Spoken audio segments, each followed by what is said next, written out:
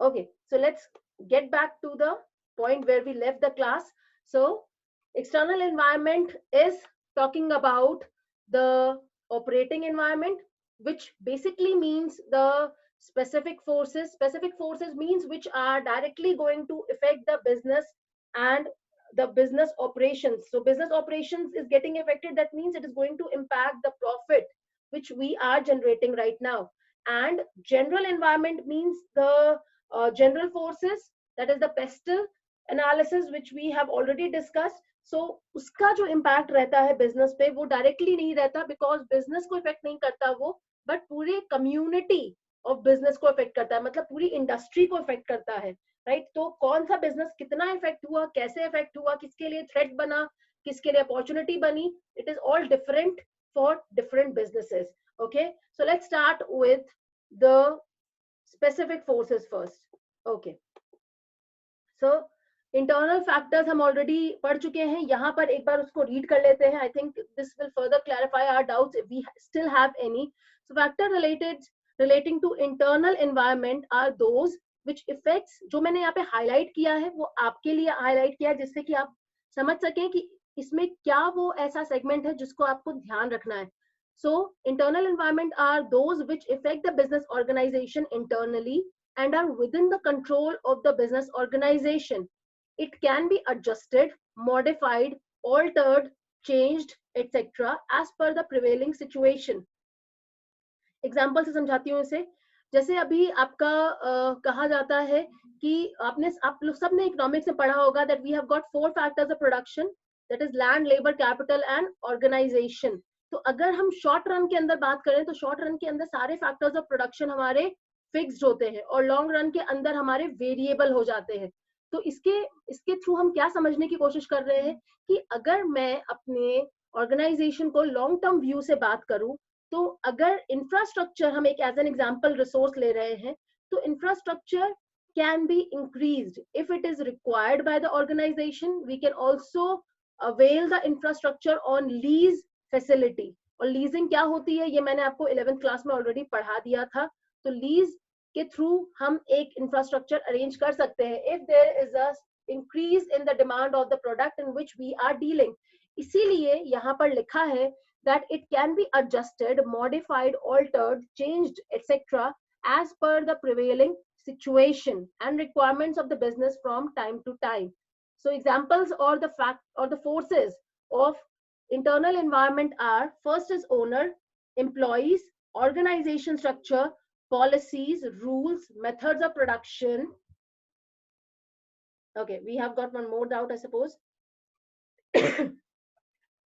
Okay, let me get back to the doubt. एक बार मैं इस list को complete कर दूं. The next is relations within the organization. That means relationship of the management levels and which is functioning within the organization. Next is management, infrastructure, production capacity, procedures, program, regulations, human resource management. So these are all the factors which are internal to the business, and this can always be modified or changed as per the requirement.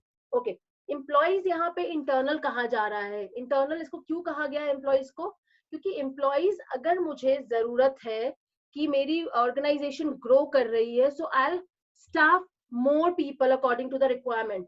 और on the contrary, अगर मेरी organisation अच्छा perform नहीं कर रही या demand उसके product की कम हो रही है, so I can always lay off the people. I can fire the people, right, if they are not required, no longer required. So these factors are in control of the management. They cannot be wholly included in the purview of business environment. They cannot be wholly included in the purview of business environment.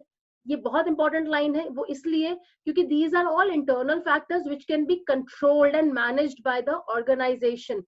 So business environment का basic focus internal environment पे नहीं रहता but external environment पे रहता है. यानी कि हम उसको स्कैन कर रहे हैं कंटिन्यूअसली, उसको मॉनिटर कर रहे हैं कंटिन्यूअसली, जो कि हमारे बिजनेस के कंट्रोल में नहीं है. क्योंकि जो बिजनेस आपका कंट्रोल कर सकता है वो तो आप कभी भी चेंजेस लाके उसको मैनेज कर सकते हैं. But something which the business environment is not is not focusing primarily on is the internal environment. So we will be focusing majorly on the external environment, and related to it, the factors which are related to the specific forces and general forces. Okay, so there was one doubt related question. Let me go through that doubt. Okay, so that doubt is,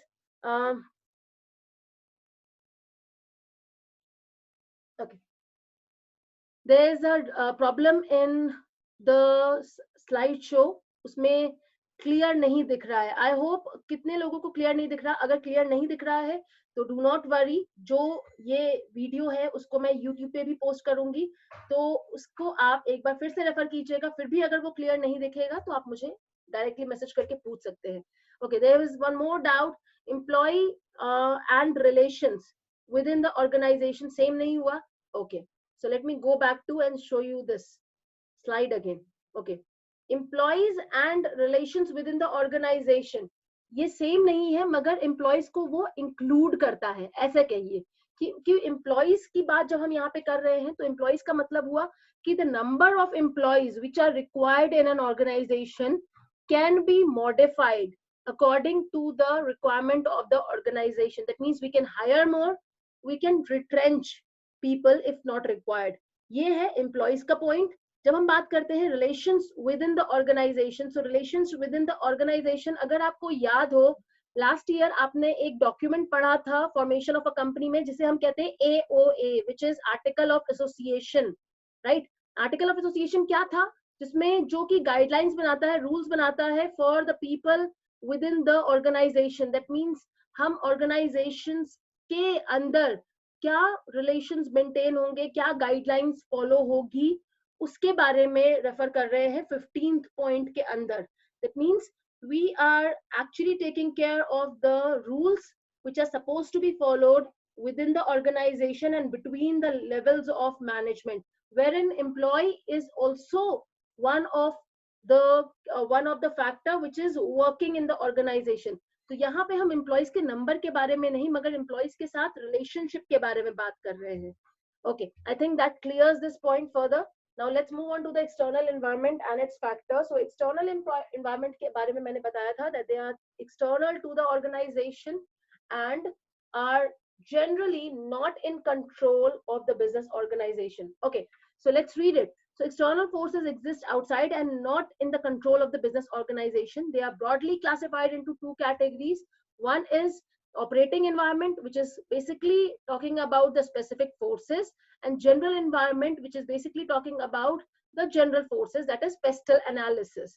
Okay, so specific forces mein likha hai with which the business organization has very close relationship and affect the business and business to business differently but directly, right? तो मतलब अभी जैसे आप supplier की बात करते हैं, एक सप्लायर जो आपको रॉ मटेरियल डिलीवर कर रहा है, वो सिर्फ आपको नहीं कर रहा, औरों को भी कर रहा होगा. If the prices of the raw material which it is supplying, if it is changing, it does not mean that it will change for all. And secondly, what kind of relationship that you are having with your supply is comparatively is altogether different for you as well as for the other organization. तो ये जो factor है ये हमारे business को effect तो कर रहा है, क्योंकि हमारी कॉस्ट ऑफ प्रोडक्शन बढ़ जाएगी कॉस्ट के राइज होने से, रॉ मटेरियल के राइज होने से कॉस्ट के, मगर ये हर बिजनेस को ऐसे ही इफेक्ट करेगा ये जरूरी नहीं है. तो they are going to affect differently, but of course the cost of production, which is one of the important factor in the cost of a product, is going to get changed. It can increase, it may remain constant, or it may fall also, right? So this is going to affect directly, but with business to business the effect is altogether different. So this is your specific force. Next is general forces. तो general forces के बारे में पहले ही बताया गया है और मैं फिर से रिपीट कर रही हूँ आपके लिए कि general forces means we are talking about the 5 dimensions, that is political, economic, social, technological and legal. ये सारे dimensions आपके पूरे सिनेरियो को इफेक्ट करते हैं, पूरी इकोनॉमी को इफेक्ट करते हैं, और उसका जो इम्पैक्ट होता है वो भी हर बिजनेस पे डिफरेंट होता है, मगर वो इनडायरेक्टली इफेक्ट करता है. मतलब it will have an interrelatedness between the various dimensions, and there is going to be a complexity also in the various elements, right? So it is, and it is relative also. तो ये सारे जो आपने अपने features पढ़े थे वो सारे यहाँ पर जनरल एनवायरनमेंट के अंदर लाकर आप रिलेट कीजिए और समझिए कि general environment, why is it saying that it is going to effect every business directly, I mean differently but indirectly. Okay, so these are the dimensions. अभी यहाँ पे specific forces पे क्यों इतना weightage नहीं दिया गया, क्योंकि specific forces जो हम पहले पढ़ चुके हैं already, that sum total of the external forces, वहां जो आपने पढ़ा अपने पॉइंट्स में, फर्स्ट फीचर के पॉइंट में, बस उतना ही जानना है आपको, उसके बारे में और बात नहीं होती है. Dimensions of general environment is to be focused so that you can solve the various case studies related to this. Okay, so we have already understood that there are 5 dimensions to the environment, to the general environment. So let's start with the first dimension. So the first dimension is political environment. Okay, political environment, abhi jo hum dekh rahe hain situation apne aaspaas, this is the policies which government is taking regarding the lockdown, or the decisions that they are taking regarding the this these workforce, the people who are working, that is doctors, police, ये सब जो काम कर रहे हैं उनके regarding जो decisions ले रहे हैं, ये सब हमारे अभी as of now political environment का ही पार्ट है. मगर ये साइड बाय साइड आप देखेंगे तो सोसाइटी को भी इफेक्ट कर रहा है. So this is effecting the society also and the economy also, because the GDP of the economy is reducing. So political environment में लिया गया फैसला आपका, अगर मैं ऐसे समझाऊं आपको कि ओके, डीमोनेटाइजेशन जब हुआ था तो डीमोनेटाइजेशन एक डिसीजन था जो कि गवर्नमेंट ने लिया, तो it was a political move. मगर फिर आपको एक तरीके का बिल पास किया गया और 1000 और 500 के नोट्स को डिस्कार्ड कर दिया गया और फिर बहुत सारे और नोट्स को भी चेंज किया गया. तो ये जो था, ये पॉलिटिकल से बढ़कर आगे बना इकोनॉमिक और फिर लीगल भी, क्योंकि अब जो आपका लीगल जो आपका टेंडर था, जो करेंसी की वैल्यू थी, वो भी अब आपकी एक बार तो रिड्यूस हुई and then again it raise, it got increase. तो हम ये समझ सकते हैं कि ये जो हमने एक बिल पास किया, it is actually giving it a status of a legal environment. तो मतलब पॉलिटिकल मूव रिलेट करता है, जब वो बिल बन जाता है तो वो लीगल बन जाता है, और जिस तरह से वो सोसाइटी को इफेक्ट करेगा वो सोशल डायमेंशन में भी एंटर कर रहा है, और इकोनॉमी पे क्या इफेक्ट पड़ रहा है, इससे वो अपने इकोनॉमिक डायमेंशन को भी इफेक्ट करता है. तो हम ऐसा समझ सकते हैं कि जो हमारे 4 डायमेंशंस हैं, अभी टेक्नोलॉजी की बात अलग रखते हैं, तो 4 डायमेंशंस हैं, ये बहुत क्लोजली एक दूसरे के साथ रिलेटेड है. कोई भी जो चेंजेस होते हैं वो ऑलमोस्ट इन चारों को रिलेट कर जाते हैं, अगर आप ध्यान से देखें तो.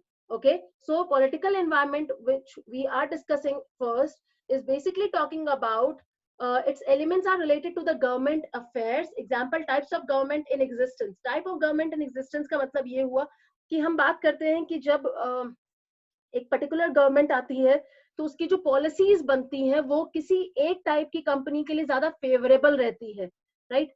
तो ये जो मैंने बात की वो हुआ मेरा पॉलिटिकल एनवायरनमेंट का फैक्टर. मतलब कौन सा ऐसी गवर्नमेंट आएगी और वो किसके फेवर के लिए, फेवर में पॉलिसीज बनाएंगी, या किसको फायदा होगा, उससे किस बिजनेस के लिए वो थ्रेट बनेगी और किस बिजनेस के लिए अपॉर्चुनिटी बनेगी. It will be dependent based on the government which is going to come in power. Okay, उसके आगे है its attitude towards various industry. ये भी मैंने बताया आपको that the policy, the kind of policy that is going to be made is actually going to impact a particular kind of industry, because it is going to be made in favor of that industry and in opposition to the other industries. So this actually acts as one of the political dimension factor which is included here. Okay, next one, iske aage likha hai, the political environment has immediate and great impact on the business transaction, as different political parties have different perception for firms. जो ऊपर लिखी गई बात थी उसी को वापस से बताया गया है, that political environment has immediate and great impact. आज आपकी कोई भी पॉलिसी अगर गवर्नमेंट लेकर आती है तो और उसको बोल देती है that it is with effect from today we are going to follow it. जैसे जीएसटी आया, आपको याद होगा जीएसटी पहले प्रपोज किया गया था, तो it was again a political environment. फिर जीएसटी के लिए बिल बना, राइट, और उसको पार्लियामेंट में डिस्कशन के बाद उसको फाइनल कर दिया गया, उसका एक्ट बन गया, तो वो क्या हुआ, उसको एक लीगल स्टेटस मिला, तो पॉलिटिकल मूव बना लीगल, और फिर उसको अप्लाई कर दिया गया ऑर्गेनाइजेशंस पे कि वो यूज करेंगे इसे, तो वो ऑर्गेनाइजेशन पे जब इम्पैक्ट हुआ तो उसकी वजह से आपकी इकोनॉमी का जो नेशनल इनकम था, आपका जीडीपी जीएनपी था, उस पर भी इम्पैक्ट आया, बिकॉज किसी एक नए सिस्टम को अडॉप्ट करने की वजह से जो फ्लक्चुएशंस होते हैं उसका डायरेक्ट इम्पैक्ट आपकी इकोनॉमी पे पड़ता है। तो हम ऐसे समझ सकते हैं कि एक पॉलिटिकल मूव जो कि लॉ पास होने से बना लीगल, और लीगल के बाद वो बना social as well as economic, because GST के आने से सोसाइटी पे भी इम्पैक्ट हुआ, because the tax structure changed completely, right. तो ये चीज हम इस पॉइंट से रेफर कर सकते हैं। Okay, there is one example that is written here, that is after the announcement of 1991 economic policy, foreign companies found it difficult to invest FDI in India due to complex procedure and bureaucratic setup.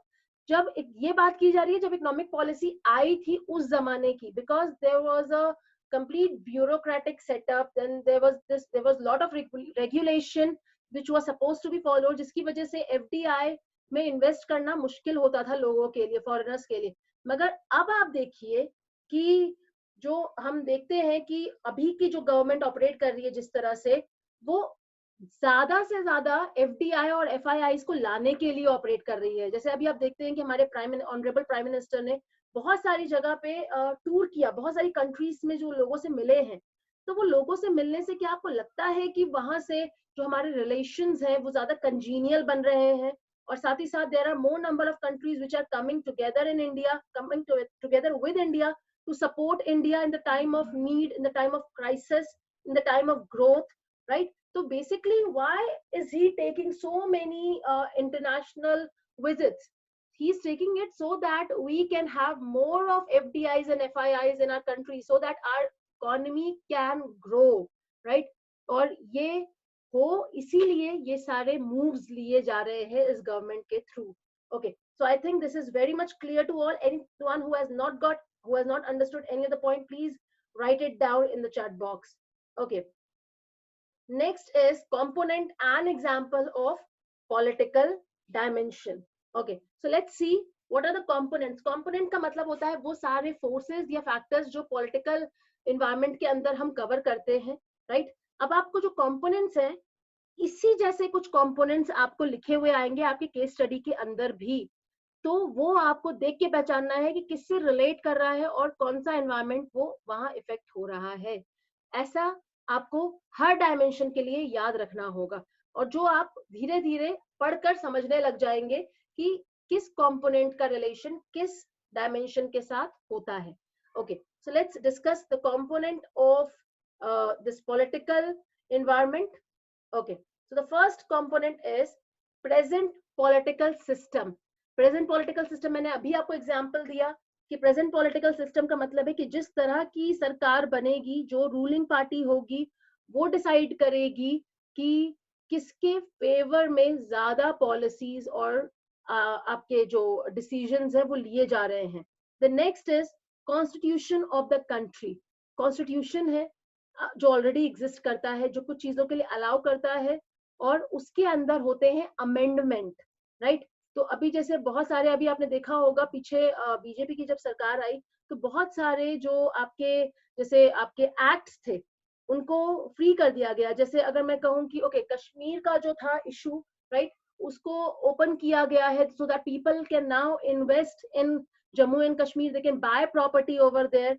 तो ये सारी जो चीजें, या triple तलाक का जो आपका ऑर्डर था, तो ये सारी जो चीजें ली जा रही हैं ये गवर्नमेंट पॉलिसीज के थ्रू ली जाती हैं, और फिर जब वो आपके एक्ट्स में अमेंडमेंट होता है तब वो बन जाता है लॉ, यानी कि लीगल एनवायरनमेंट को इफेक्ट करता है।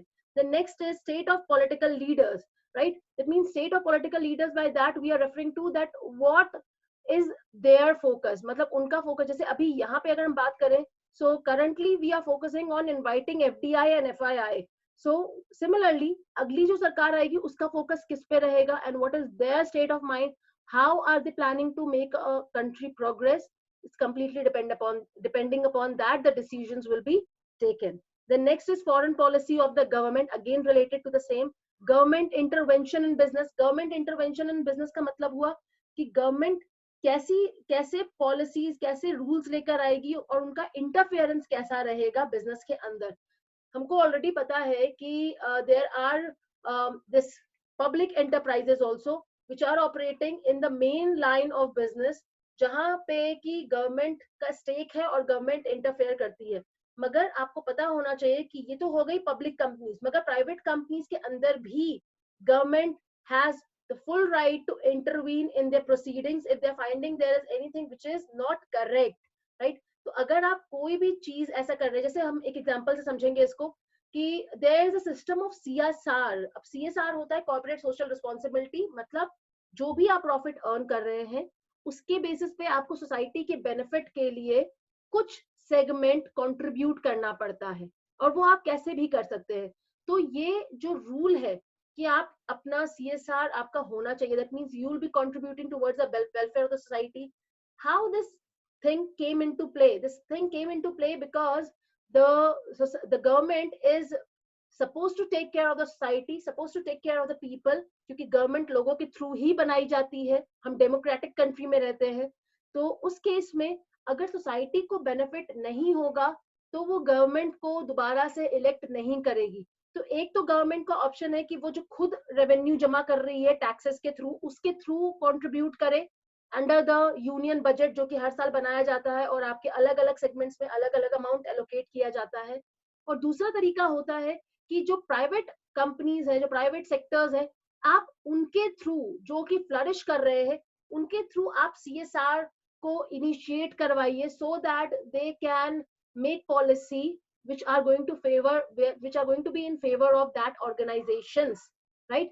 तो मतलब एक तरफ से हमने क्या किया, एक तरफ से जो आपकी प्राइवेट ऑर्गेनाइजेशंस थी उन्होंने गवर्नमेंट को सपोर्ट किया by doing the welfare of the society, और इन रिटर्न गवर्नमेंट ने उनको सब्सिडीज दी या फिर गवर्नमेंट ने उनको कुछ ऐसे बेनिफिट्स दिए जिसकी वजह से पॉलिसीज बनी, और ऐसे पॉलिसीज की वजह से ऑर्गेनाइजेशंस को बेनिफिट हुआ, मतलब फेवरेबल पॉलिसीज बनी, right? So this is the government intervention in the business. Next is philosophy and ideology of political party. ये हम already cover कर चुके हैं. ऊपर जो मैंने कहा state of political leader, ये उसी से relate करता है. That is what is the philosophy and what is the ideology. What are we trying to do? अभी जैसे NRC आया था आपका, right? तो हमारा basic purpose यही था कि जितने भी लोग हैं उनको register किया जाए आपके रेसिडेंटशिप के लिए, क्योंकि जो सिटीजन नहीं है, those who are not belonging to this country should be sent back to their place of origination. तो अब ये सारे तरीके की जो है वो शो करती है कि गवर्नमेंट की आइडियोलॉजी क्या है, उसकी फिलॉसफी क्या है, right? The next is governments attitude towards MNC and international policies.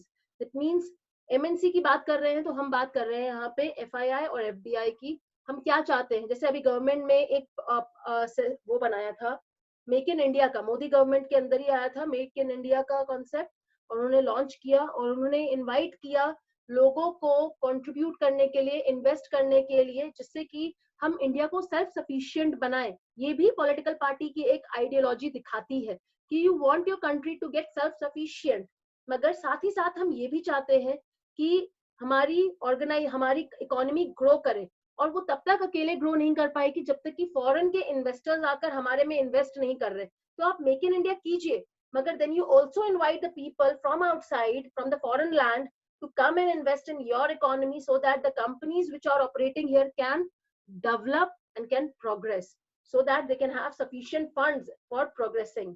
Okay, so these are the components. Now let's move on to some examples. So example number 1 is boost to IT industry in Hyderabad, as a result of which it is known as Cyberabad instead of Hyderabad, right? तो ये IT industry को जो boom मिला, या फिर मैं ऐसा कहूँ कि जो SEZ एरियाज बनाए गए हैं या जो साइबर हब्स बनाए गए हैं, वहां पे हम क्या देखते हैं, वहां पे एक ही तरीके की इंडस्ट्रीज आप देखते हैं, या इंडस्ट्री अपने एक कंपनी लोकेटेड होगी, उसके सप्लायर्स भी उसके आसपास लोकेटेड होंगे. तो हम क्या कर रहे हैं, हम क्यों इस तरीके की एरियाज बना रहे हैं, so that we can have or provide a better benefit to such industries, to the industries which are dealing in such sectors, और उनकी growth से we are going to generate better taxes.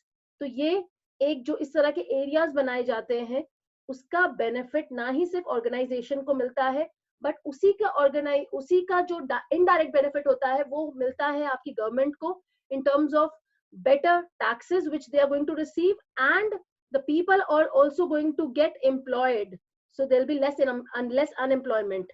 Next one is, और ज्यादातर से अगर आप ये देखेंगे कि ये सारी तरह की जो ऑर्गेनाइजेशन होती हैं वो हमेशा आउटस्कर्ट्स में ऑपरेट करती हैं, so there are more people who are less skilled but they are going to get employment and they are going to get benefited out of such policies. Next example is easy entry to global giants to set up the business in India, right? और आप कैसे ensure करेंगे, अगर आप allow करेंगे कि वो franchises लेकर आए या लाइसेंसेस प्रोवाइड कराए, जो कि हमने देखा है कि गवर्नमेंट अलाउ करती है फॉरेन कंपनीज को कि वो इंडिया में आए और ऑपरेट करें अपने खुद के नाम से या फिर जॉइंट वेंचर के फॉर्म में. This is happening because of the policies, because of the rules that the government is changing, or the way they are actually reducing the number of regulations which were existing earlier, so that we can have more number of companies coming from foreign and they'll be coming and operating in India now. तो simultaneously हम क्या देख रहे हैं कि जैसे बाहर की कंपनीज इंडिया में आके ऑपरेट करेंगी तो कुछ कंपनीज के लिए तो बनेगी ये अपॉर्चुनिटी, और बाकी जो हमारी इंडियन कंपनीज हैं जिनके साथ मर्जर नहीं हुआ उनके लिए वो बनेगा competition, that means threat. Okay, next one is many MNCs have established their operations after the implementation of economic policy 1991. तो ये 1991 की पॉलिसी जब आई उसके बाद आपकी एलपीजी मतलब लिबरलाइजेशन, प्राइवेटाइजेशन और ग्लोबलाइजेशन, जब ग्लोबलाइजेशन हुआ तो बहुत सारे ऑर्गेनाइजेशंस आई इंडिया में, और इंडिया में आज बहुत सारी एमएनसीज हैं जो ऑपरेट कर रही हैं. और हमको ये याद रखना चाहिए कि this has all been performed, this deregularization has been performed for the purpose so that the Indian economy can get benefited out of it. Okay, so these are the components and example of political environment and the political environment meaning. This is what we are going to cover today. Any doubt related to it, please ask. Okay, इसके आगे हम कल पढ़ेंगे, और मुझे अभी और कोई डाउट्स नहीं आए हैं, so let's finish the class here. और okay, there is a request, please could you give both Saturday and Sunday off, as it is becoming extremely difficult to manage the work in each and every subject. It's getting piled up every day. Okay.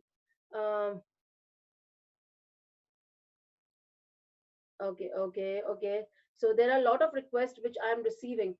So I would request you that instead of requesting me, I think if you people are interested in getting a Saturday and Sunday off, तो उसके लिए आप Shaji sir से contact कीजिए, and please ask him if he can allow you all, so you can always go for this.